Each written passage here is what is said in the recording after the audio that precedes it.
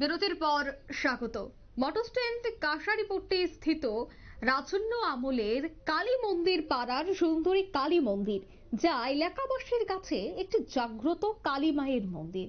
এই কালী মায়ের মন্দির প্রায় 200 বছরের পুরনো, কিন্তু মন্দিরটি অর্ধেকটাই মাটির নিচে চলে গেছে, একেবারে ভগ্নদশায় অবস্থায় ছিল।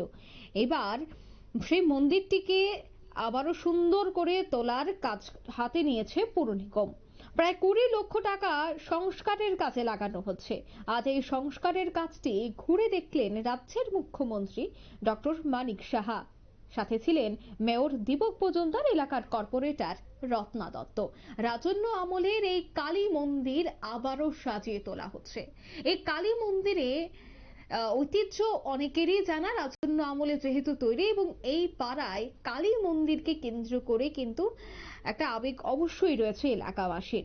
খুব জাগ্রত একটি মন্দির হিসেবেই পরিচিত ছিল, কিন্তু বছরের পর বছর এই মন্দিরটি প্রায় মাটিতে মিশে যাচ্ছিল।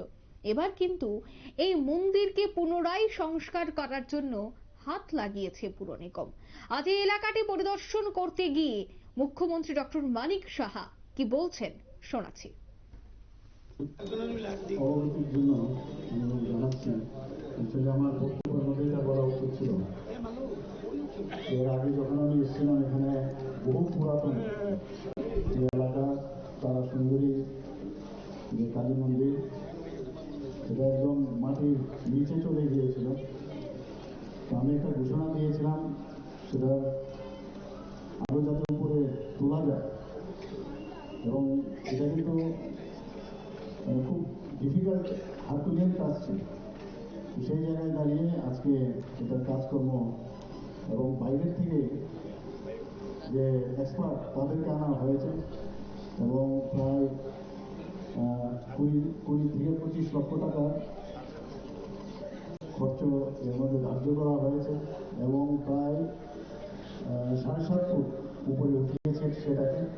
এটা যখন কাজকর্ম পুরো কমপ্লিট হয়ে যাবে, নিশ্চয়ই আমরা আসবো, এসে এখানে আমরা পুজো অর্চনা করবো।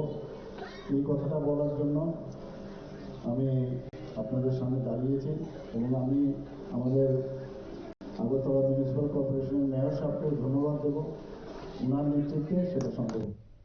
আপনারা শুনলেন মুখ্যমন্ত্রীর বক্তব্য। তিনি পুর নিগমকে ধন্যবাদ জানিয়েছেন। পুর নিগমের এই নয়া উদ্যোগেই আবারও মন্দিরটি সেজে উঠবে।